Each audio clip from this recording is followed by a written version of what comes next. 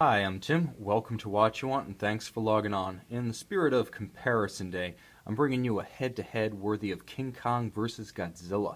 You're looking at the Audemars Piguet Royal Oak Offshore 44mm 18-karat rose gold with ceramic bezel and the Hublot Big Bang Ferrari King Gold Carbon limited edition of 500 45.5mm in 18-karat Hublot King Gold with full carbon fiber bezel. These are watches that could not be considered more of an apples-to-apples comparison. And I'm going to open up with this qualifier. I realize that these oversized, full gold sports watches polarize opinion on the channel.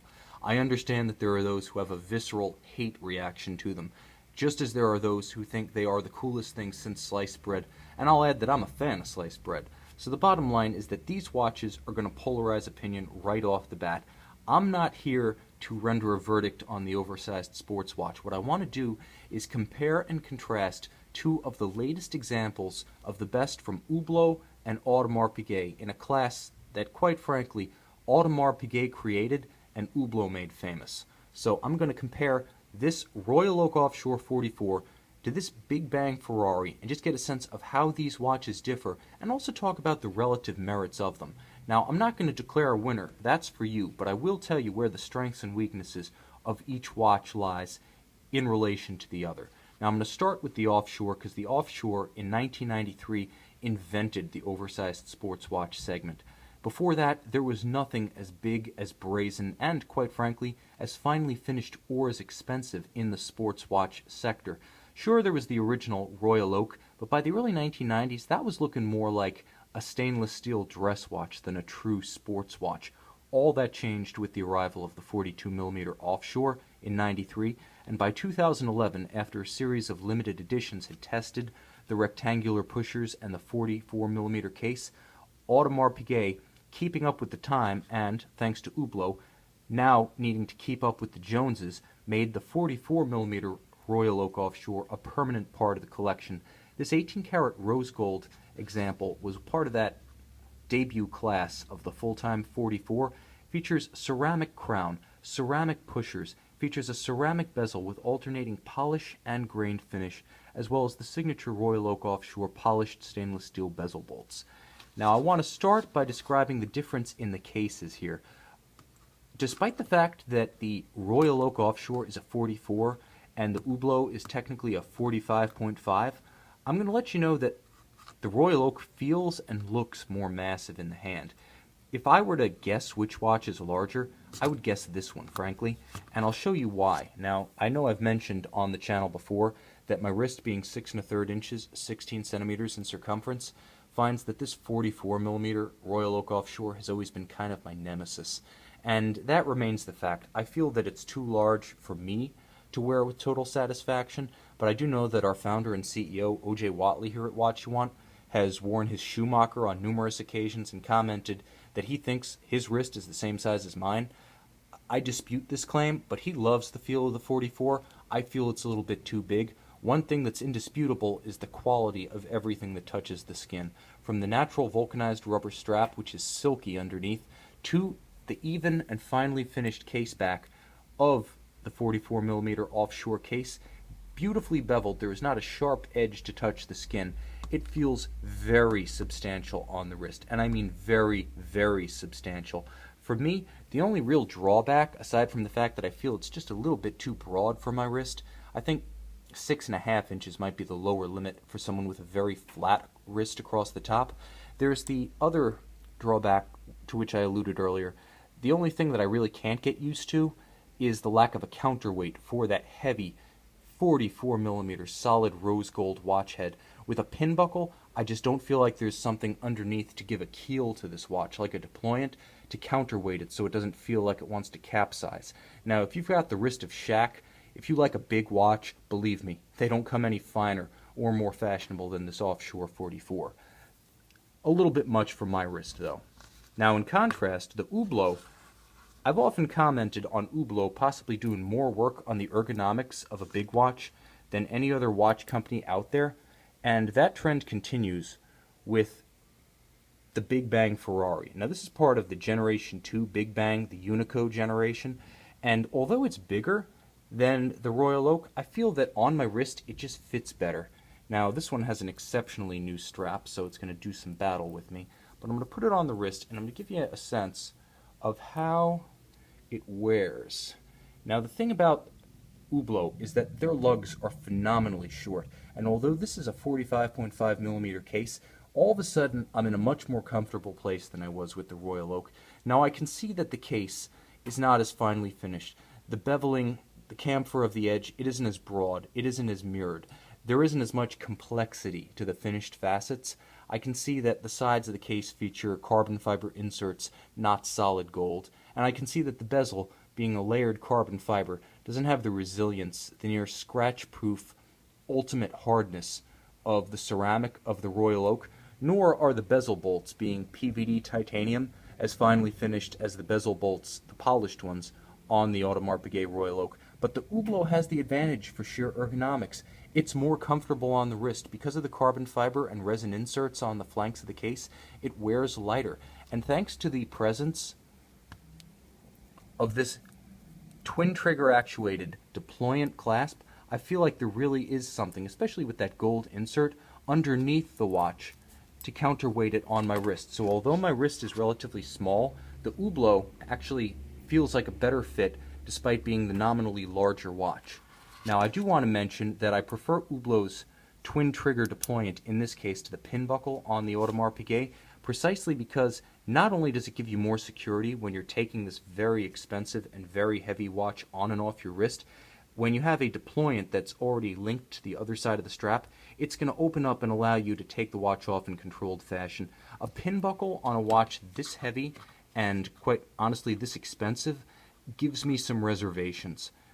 If you're careful, hey, there's no real drawback. A lot of people prefer the flexibility of a pin buckle, but for the sake of balance, for the sake of function and security, I like Hublot's solution. Another solution I like in the case of Hublot is the use of this car buckle style push-button quick release for the strap. Not only does it allow you to change the look of the watch quickly and easily, but it's a clever piece of engineering, and it makes the most of all of this real estate on top of the lug. It's also easy to put back in, and I think that the little actuator buttons help to add definition and visual interest to the lug hoods that would otherwise be fairly spare and fairly sterile as they are on the offshore. Where the Audemars Piguet pulls decisively ahead of the Hublot is the detailing of the dial. Long and Audemars Piguet's specialty, all of their dials are now made entirely in-house, and the mega tapisserie is exquisite. Individually cut on a vintage-style pantograph machine, these dials are made the same way Audemars Piguet, and I literally mean Jules Audemars and Edouard Piguet, would have made dials with pantograph machines back during the 1870s when they first started their company.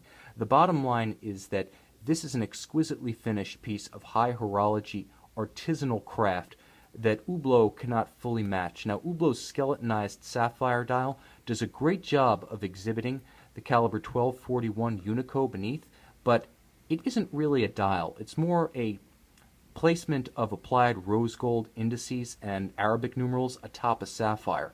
Audemars Piguet builds a true dial, and it's a gorgeous example of the craft. With the contrasting guillocheted metallic sub-registers, the applied rose gold indices, rose gold hands, fully loomed, with a gorgeous gloss tachometer scale, convex, or I should say concave, swooping down from the bezel, and cantilevering out ever so slightly over the minute track. There's a gorgeous detail here, and it just gets better the closer you get. Dial craft is an art in and of itself. It is part of the competence of Audemars Piguet as an ancient, family-owned traditional watchmaker, and it shows to great effect here. That's where the AP solidly pulls ahead of the Hublot. But I don't want to undersell what Hublot's done on this dial, because it is beautifully treated, and believe it or not, you're looking at not one, not two, but three separate sapphires cleverly arrayed on different levels. First of all, there's the top sapphire, framed by this beautiful carbon weave bezel. The top sapphire basically caps the hands, the minute track, and the sub-register for the 0 to 60 chronograph minutes and the date window right here.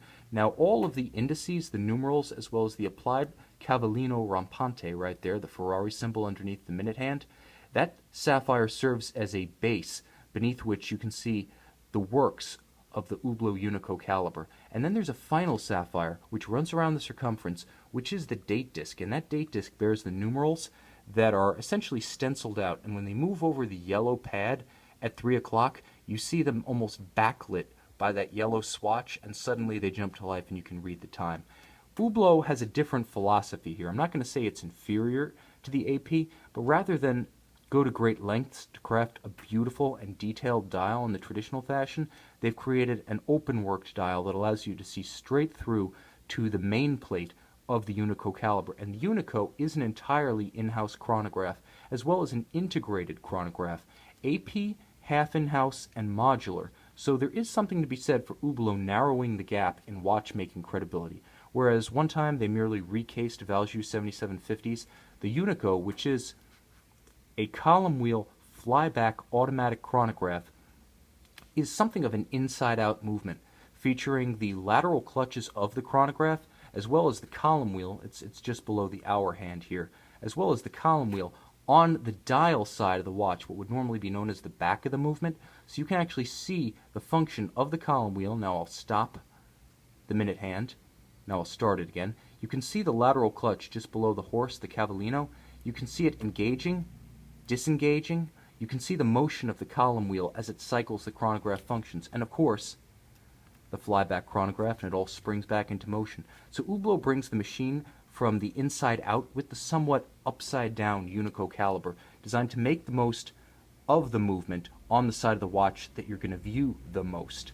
Now when you turn the watches over, you can see that they have a distinctly different impression of how a case back should be finished. This is where Audemars Piguet once again regains the lead. I'm going to try to center these a little bit better under the light here. I apologize for the lighting conditions in my watch box today. But the bottom line is that Hublot features a movement that is clearly a little bit more subdued on the caseback than the Audemars Piguet. Now, the Audemars Piguet is finished in the best tradition of a Swiss Holy Trinity fine finishing high horology house. Along with Vacheron Constantin and Patek Philippe, Audemars Piguet made a name for itself from the early 20th century to the present for the quality of its artisanal finishing on case, dial, and movement components, and this caliber 3126 is no exception. Everything from the black oxidized, skeletonized 22-karat gold winding rotor to the perlage of the base plate, the gorgeous mirror beveling of every bridge edge, the polishing and the chamfering of the slot of every screw leaves nothing to be desired. It is among the finest in the industry, and I will say that here Audemars Piguet leaves the Hublot for dead. The Unico is a handsome caliber and technically interesting. With a 72-hour power reserve, it has decidedly more autonomy than the 50 to 55 of the Audemars Piguet's 3126. It also features a silicon pallet fork and escapement wheel, which you can almost see working away just below my hand. I don't know, if you run it in 1080p and turn up the brightness on your monitor, you might be able to see that. So it's interesting that those components are able to run unlubricated. The potential longevity is excellent, but at the same time, you don't have the solid dual anchored balance bridge of the Audemars Piguet with the completely free-sprung balance wheel. So advantage Audemars in terms of durability and ruggedness, perhaps advantage Hublot in terms of technology integration and power reserve. I would say that for pure entertainment value, when you're looking at the dial side of the watch, the Unico has the edge. For artisanal content, there's no doubt when you're looking at the caseback, the Audemars Piguet caliber has the edge. Both of these watches make an intense statement. Neither one of these watches is bashful. The AP is nominally smaller, but it wears bigger. It's heavier. It features more gold, and more of that gold more finely finished. The Hublot is definitely the techie's watch. You can see the Unico straight through the dial, whereas Audemars Piguet feels that the dial itself is part of their artisanal statement, and they make a point of making it prominent, beautiful, and big. Ceramic versus carbon fiber bezel, that's up to the individual taste. I do feel that the ceramic is a tougher material to work, and the finishing is more nuanced and of a higher quality on the Audemars Piguet, whereas I feel like the Hublot does a better job of integrating modern materials, carbon fiber, resin, and gold in a fashion that makes the watch a little bit more friendly to wear on the wrist. And of course, with respect to straps and retention, Hublot has the ergonomic edge, being a larger watch that somehow wears smaller with the added benefit of the quick release strap. The pin buckle of the Audemars is going to offer more flexibility to a user who likes to frequently change the adjusted size of his strap, but the double deployant twin trigger arrangement of the Hublot is going to offer more security and a better counterbalance to the weight of the rose gold watch head. Again, this is an apples to apples comparison, and if you like this type of watch, again, you're going to dig one or both of these timepieces. I hope I've been able to give you enough of an outline of how these watches compare and contrast. If you have any additional questions about them, and I realize we could probably go on for an hour outlining every difference, I'd be happy to answer any of them in the comment threads for this video. So go ahead and ask, and I'll do my best to answer any questions you have about this 44mm Audemars Piguet Royal Oak Offshore, as well as this 45.5mm Hublot Big Bang Ferrari King Gold Carbon Limited Edition.